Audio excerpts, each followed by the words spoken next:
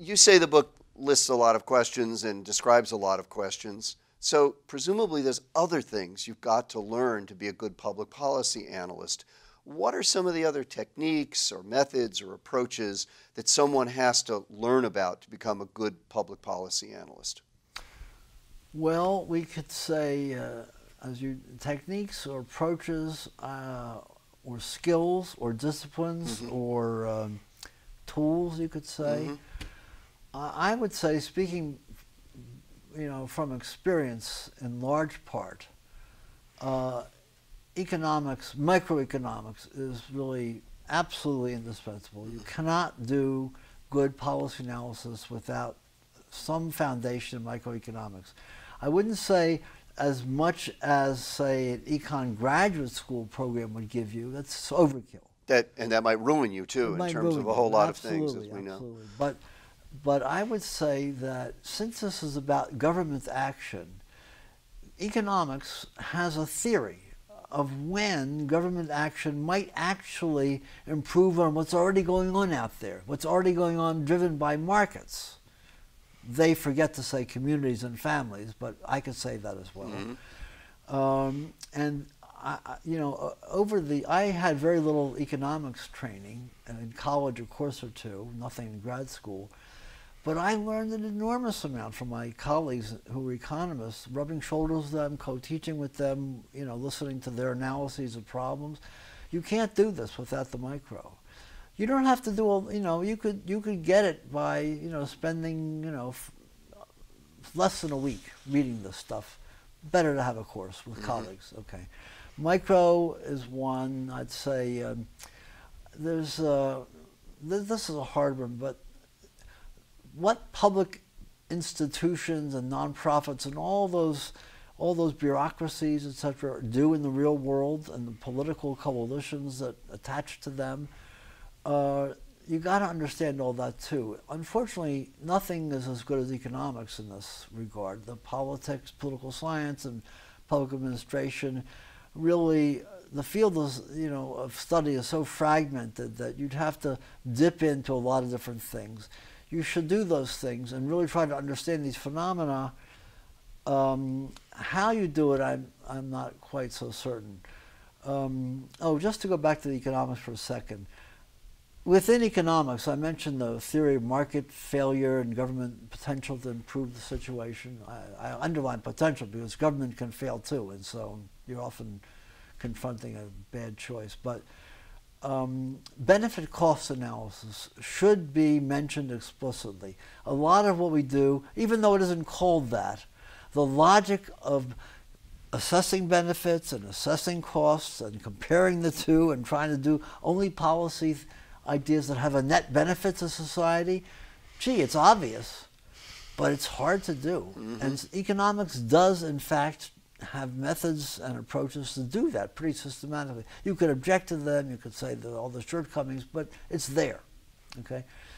Let me just stop you there for a moment, though, on that, which is clearly benefit cost analysis is important. But you might also think that there are just some things, like take Brown versus Board of Education, which was desegregation of America's public schools.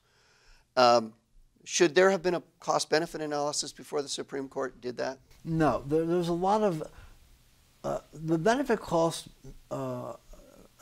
kit bag of tools is really pretty good for stuff that has prices and economic utility, even if non-priced.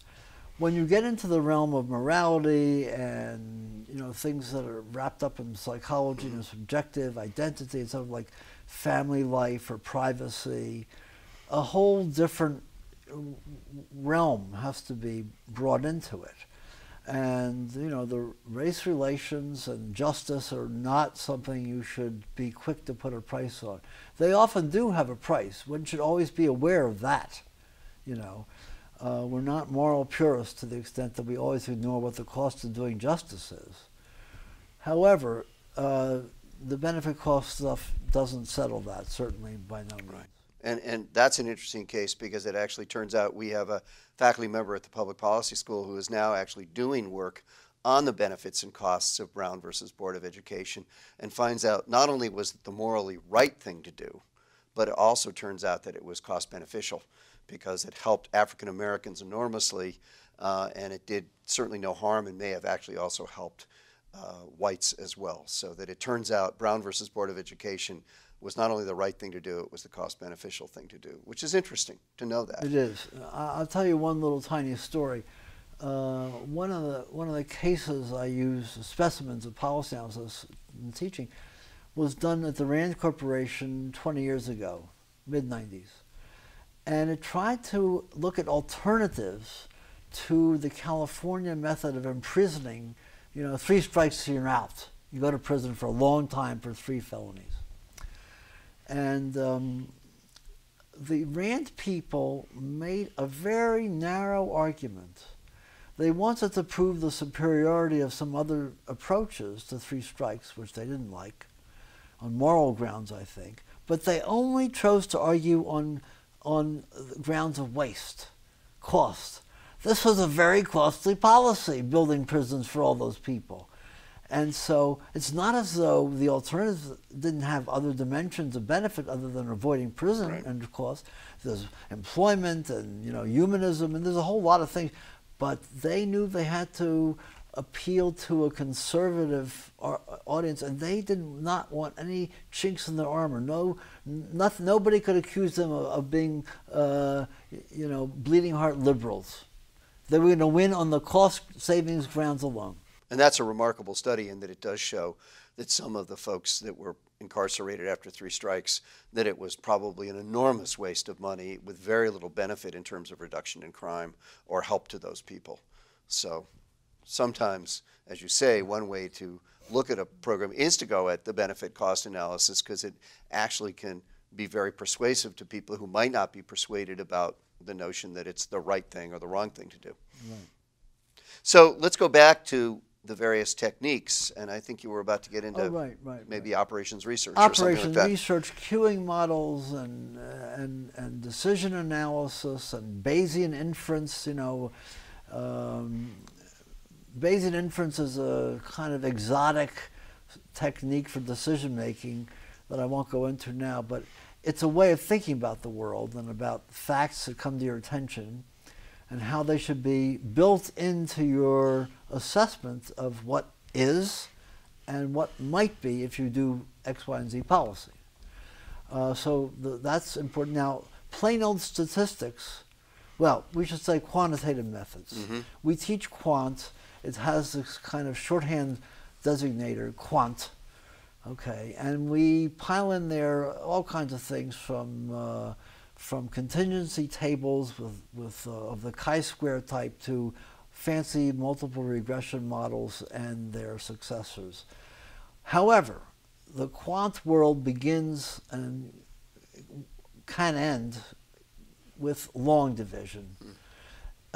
That's the most important tool that we have. We should get used to being numerate and do long division, especially when we do ratios. Public policy analysis is often about comparisons, this compared to that. And we usually do that, if possible, quantitatively and using ratios. And so knowing how to set up ratios is extremely important. Beyond that, there's causal inference, which is helped a lot by these statistical techniques. So one has to have a fair amount of training, I would say, and exposure and practice to do those things.